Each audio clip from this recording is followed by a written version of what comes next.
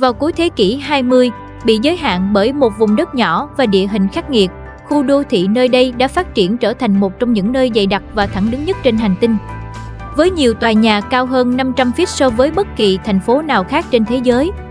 Nhưng thay vì sử dụng kết cấu thép hoặc nhôm làm giàn giáo ở châu Âu và Tây Bán Cầu, phần lớn các tòa nhà chọc trời được xây dựng ở Hồng Kông đều sử dụng hệ thống giàn giáo làm từ tre. Video hôm nay, các bạn hãy cùng Kênh Nhất Thế Giới khám phá những điều thú vị và độc lạ trái ngược với vẻ hiện đại của những tòa nhà chọc trời tại Hồng Kông là bắt gặp những hình ảnh được coi là cũ kỹ nhưng đặc trưng ở đây nhé. Đó là cảnh tượng những công nhân xây dựng đứng trên bậc thang bằng tre, nối với nhau bằng miếng vải mỏng để xây hoặc sửa chữa trên các tầng cao. Trông có vẻ thật mạo hiểm và đáng sợ đúng không nhỉ? Đừng quên nhấn nút đăng ký kênh để tiếp tục theo dõi các video hấp dẫn khác của Kênh Nhất Thế Giới nhé. Giàn giáo bằng tre, nghệ thuật thi công độc đáo của Hồng Kông. Là một trong những đô thị sầm uất phát triển bậc nhất và sở hữu các công nghệ thi công hiện đại, nhưng đến nay, các thợ xây ở Hồng Kông vẫn quen dùng giàn giáo làm bằng tre như một phương pháp truyền thống để xây dựng nhiều công trình, tòa nhà chọc trời trên hòn đảo sôi động này. Theo SCMP, Hồng Kông, Trung Quốc, hiện là nơi sở hữu nhiều tòa nhà chọc trời nhất với số lượng gấp đôi New York, Mỹ và gấp 3 lần thành phố Thượng Hải. Cụ thể, đặc khu hành chính này có 546 tòa cao ốc, trong khi New York chỉ sở hữu 302 tòa, còn Thượng Hải là 180. Trái ngược với vẻ hiện đại của những tòa nhà đó, khi đi trên phố người ta thường dễ dàng bắt gặp các công trình xây dựng hoặc sửa chữa với những giàn giáo cao ngất bằng tre. Xung quanh bao phủ bởi những tấm lưới để tránh bụi bẩn và các vật liệu rơi xuống đất. Bộ khung này bao quanh các tòa nhà từ chân lên tới đỉnh, tạo thành một mạng lưới rối mắt. Thậm chí, đôi khi chúng đạt tới độ cao gây chóng mặt. Hình ảnh những công nhân xây dựng đứng trên chiếc thang tre lơ lửng giữa không trung không còn quá xa lạ đối với khách du lịch khi đặt chân tới Hồng Kông. Các công nhân xây dựng sẽ trèo lên những bậc thang bằng tre nối với nhau bằng miếng vải mỏng để xây hoặc sửa chữa trên các tầng cao. Tre đã được sử dụng trong xây dựng bao lâu rồi? Ngược dòng lịch sử, tre đã được sử dụng rộng rãi trong xây dựng và đã trở thành vật liệu xây dựng có tuổi đời hàng nghìn năm ở Trung Quốc. Phương pháp truyền thống này lâu đời tới mức nghề dựng giàn giáo bằng tre có tới 3 ông tổ nghề được tôn thờ tới ngày nay. Một trong số đó là Lỗ Ban, còn có đền thờ riêng ở Hồng Kông. Giàn giáo tre có thể được nhìn thấy trong một trong những tác phẩm nghệ thuật quý giá nhất của Trung Quốc, dọc sông trong lễ hội Thanh Minh.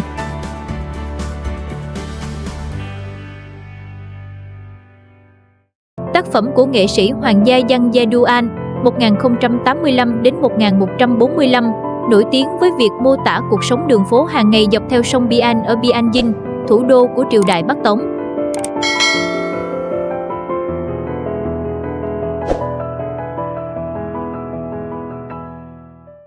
Nếu như nhiều đội xây dựng ở Trung Quốc đại lục dùng giàn giáo bằng thép bởi họ cho rằng phương pháp này an toàn, đạt chất lượng cao hơn, thì ở Hồng Kông vẫn giữ thói quen dùng tre. Những thợ xây ở đây ưu tiên chi phí và tính hiệu quả.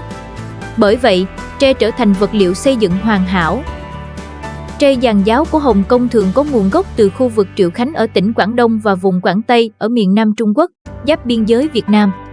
Tre thường được vận chuyển đến Hồng Kông qua Macau. Tại sao nơi này vẫn dùng tre làm giàn giáo xây những tòa nhà chọc trời? Tre là một trong những loài thực vật mọc nhanh nhất trên trái đất. Và trong một số trường hợp có thể cao 60 cm mỗi ngày và cuối cùng cao tới 40 m.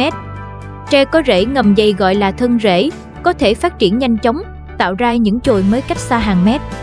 Cấu trúc giống như tế bào bên trong của tre cho phép nó chịu được lực nén, khiến nó trở thành vật liệu lý tưởng để làm giàn giáo.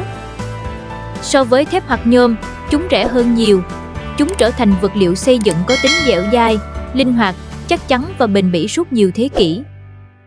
Khi so sánh với những vật liệu hiện đại như nhôm, thép, giàn giáo bằng tre là lựa chọn nhẹ và bền hơn. Chỉ cần biết đóng đúng cách, thậm chí giàn giáo có thể dùng để sửa chữa cả tòa nhà. So với thép, tre nhẹ hơn nhiều, dựng lên nhanh hơn 6 lần và tháo dỡ nhanh hơn 12 lần. Đó cũng là một phần chi phí. Giàn giáo tre không yêu cầu máy móc phức tạp hay dụng cụ phức tạp để dựng lên, chỉ cần những người thợ lành nghề với dây buộc ni lông. Nếu được dựng đúng cách, giàn giáo tre có thể bền hơn thép và linh hoạt hơn rất nhiều. Cấu trúc kết quả cũng dễ dàng sửa đổi nếu cần thiết. Giàn giáo tre có thể được sử dụng cho toàn bộ công trình hoặc một phần công trình.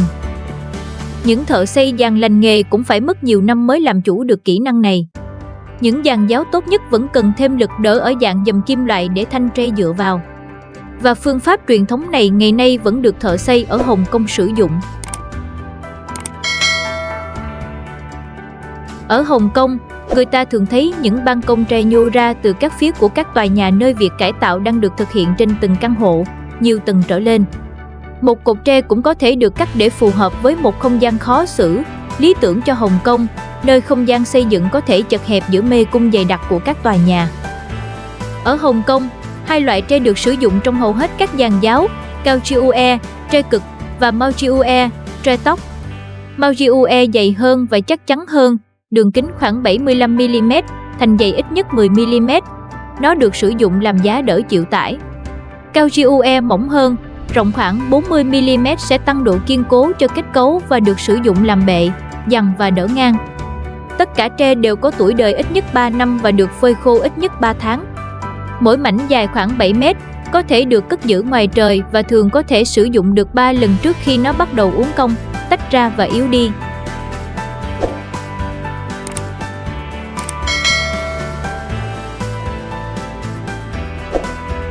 Tre cũng cần rất ít nước và không cần phun thuốc trừ sâu hay phân bón để phát triển. Ngoài ra, nó còn giải phóng lượng oxy vào không khí nhiều hơn 35% so với những cây có cùng kích thước. Có những loại giàn giáo tre nào? 1. Giàn giáo tre 2 lớp hoặc 1 lớp. 2. Giàn giáo tre. Điều này thường được sử dụng như một nền tảng bên ngoài cho công việc sửa chữa nhỏ các ống thoát nước bên ngoài, bê tông bị vỡ và trắc bên ngoài. Chiều cao của giàn giáo không được vượt quá 6 mét. 3. Giàn giáo tre làm bảng hiệu. Chúng thường có kết cấu đúc hẳn với tỷ lệ chiều dài và chiều cao tối đa là 4 giờ 3 phút. Toàn bộ giàn giáo được đỡ bằng dây thép hoặc cột treo gắn vào các bộ phận kết cấu của tòa nhà.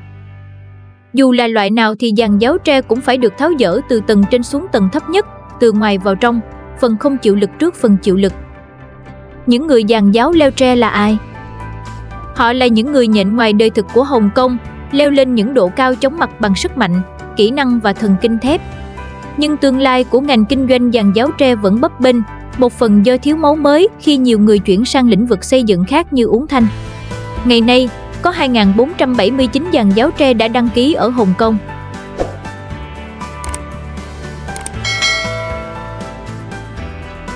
Giàn giáo tre có được cấp phép không?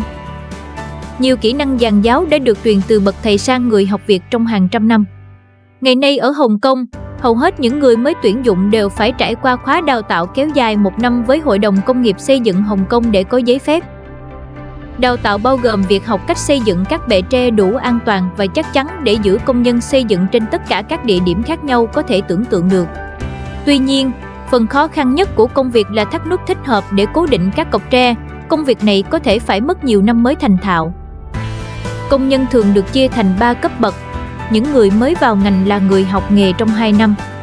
Họ có những công việc cơ bản như chuyền cọc tre, đồng thời học nghề. Những người ở cấp trung dựng giàn giáo tre dưới sự giám sát của các bậc thầy, cấp bậc cao nhất, làm việc với các kỹ sư để thiết kế toàn bộ công trình. Mức lương khác nhau, tùy thuộc vào kinh nghiệm, từ khoảng 800 đô la Hồng Kông, 101 đô la Mỹ, một ngày đến hơn 2.000 đô la Hồng Kông một ngày, 254 đô la Mỹ.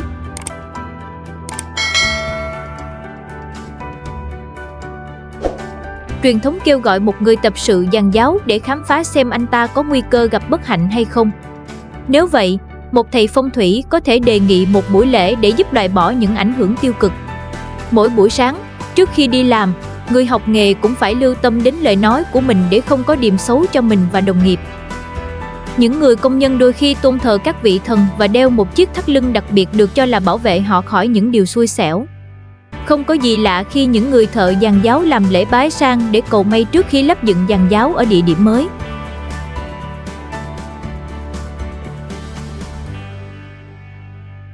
Video hôm nay đến đây là kết thúc. Nếu các bạn cảm thấy video này hấp dẫn và hữu ích thì đừng quên đăng ký kênh, để lại bình luận bên dưới và chia sẻ video này giúp mình nhé. Xin chào và hẹn gặp lại các bạn ở các video tiếp theo.